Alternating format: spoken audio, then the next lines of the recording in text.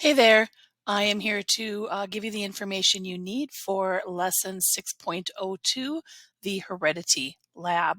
Now, we're getting close to the end of the year, and I'm still going to help you out. I'm still going to show you what you need to do, but I'm going to give you more and more responsibility to answer some of the questions on your own regarding the lab report.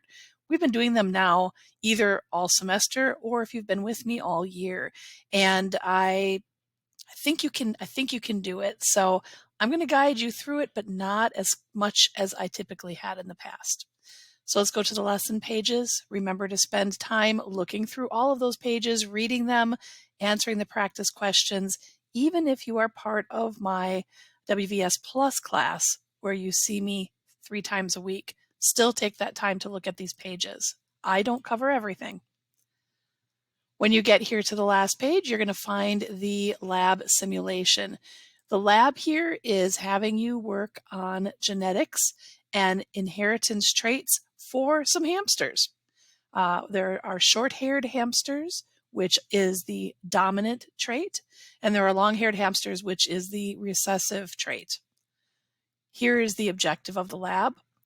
I will be making a video in YouTube that talks about how to write a really good objective. That is the area lately, in addition to the variables, that most students are struggling with. How to write a really good objective. You want to talk about, what specifically you're going to be learning about. And I have always told you to look at the title of the lab, but it's more than just that. You need to also be specific about what exactly you are doing in this lab that teaches you or that you're going to learn about the overall topic of the lab. All right, here are some different parts of the cell. We have the cell here, the nucleus, which is the control center of the cell. Inside the nucleus is chromosomes, which hold DNA. DNA is the blueprint of a cell. Traits are determined through the genetic makeup, which is made of proteins, and they come out in traits or phenotypes that we can see in an individual. Here is the dominant trait, which is short hair, which is a little confusing in this lab. So remember that the capital F actually means short hair.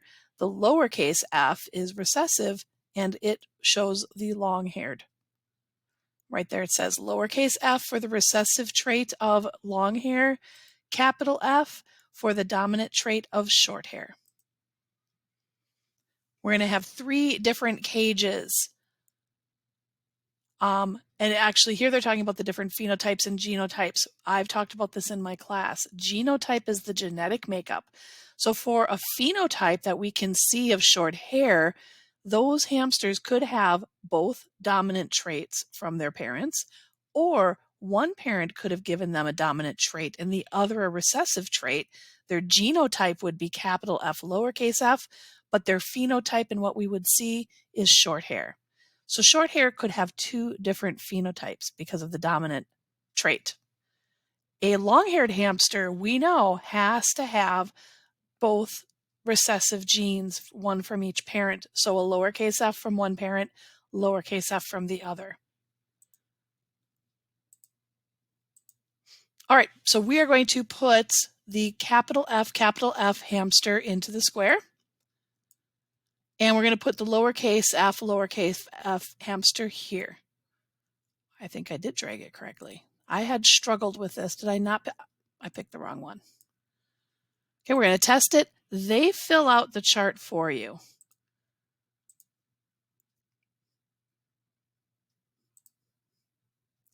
All of the offspring are short-furred. None of the offspring have long fur. This is a phenotype ratio of 4 short hair and 0 long hair. Which of the following best explains why all of them have short fur? Well, that's because the trait for long fur is recessive. Correct. All right.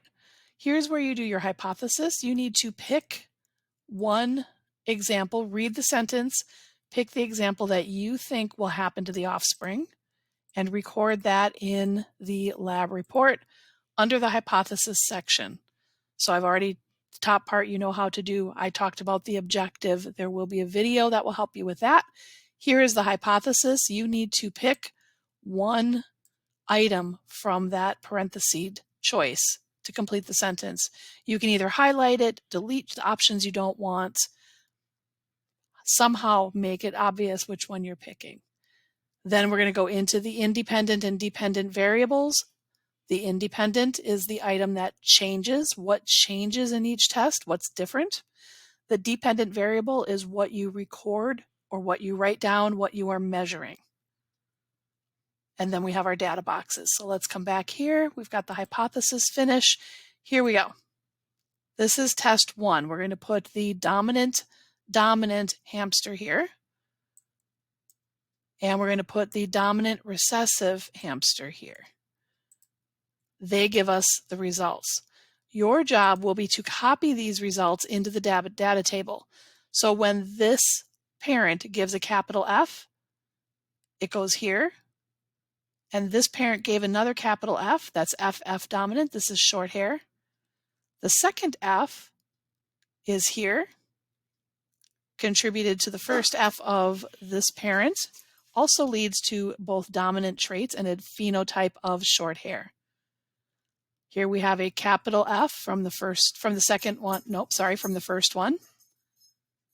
And the second one is a lowercase f.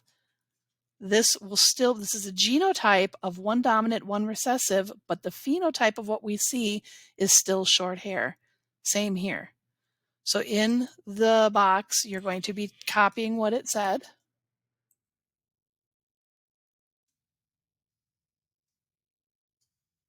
And then you have this ratio. How many short-furred hamsters will you see? Well, all 4 of them are short fur. None of them are long.